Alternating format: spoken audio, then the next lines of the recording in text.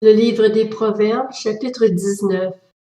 Mieux vaut le pauvre qui marche dans l'intégrité que l'homme stupide aux lèvres fausses.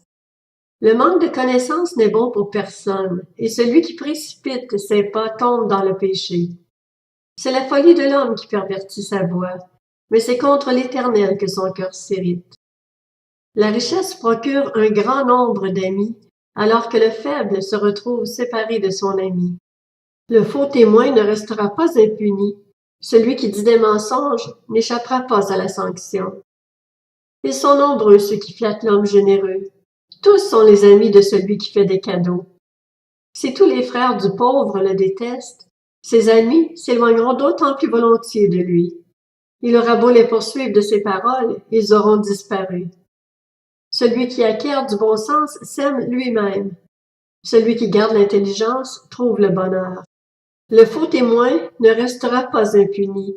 Celui qui dit des mensonges va à sa perte. Il ne convient pas qu'un homme stupide vive dans les délices, encore moins qu'un esclave domine sur des chefs. L'homme avisé est lent à la colère, il met sa gloire à passer par-dessus une offense. La colère du roi est comme le rugissement d'un lion, et sa faveur comme la rosée sur l'herbe.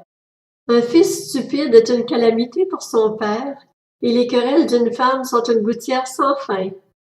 On peut hériter des parents une maison et des richesses, mais une femme prudente est un don de l'Éternel. La paresse fait tomber dans un profond sommeil, et l'homme nonchalant connaîtra la fin. Celui qui garde le commandement se garde lui-même. Celui qui ne veille pas sur sa conduite mourra. Celui qui accorde une faveur au pauvre prête à l'Éternel, qui lui rendra son bienfait.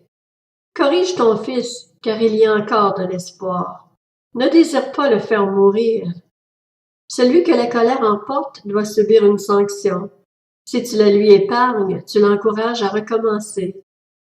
Écoute les conseils et accepte l'instruction.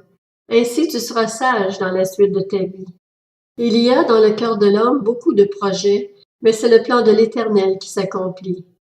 Ce qui fait le charme d'un homme, c'est sa bonté. Mieux vaut un pauvre qu'un menteur. La crainte de l'Éternel mène à la vie. On passe la nuit rassasié sans être visité par le malheur. Le paresseux plonge sa main dans le plat et il ne la ramène même pas à sa bouche. Frappe le moqueur et celui qui manque d'expérience se montrera prudent.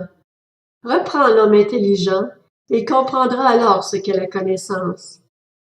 Celui qui ruine son père et qui fait fuir sa mère est un fils qui fait honte. On rougit de lui. Arrête, mon fils, d'écouter l'instruction, si c'est pour t'éloigner des paroles de la connaissance. Un témoin sans valeur se moque du droit, et la bouche des méchants est avide d'injustice. Les jugements sont prêts pour les moqueurs, et les coups pour le dos des hommes stupides.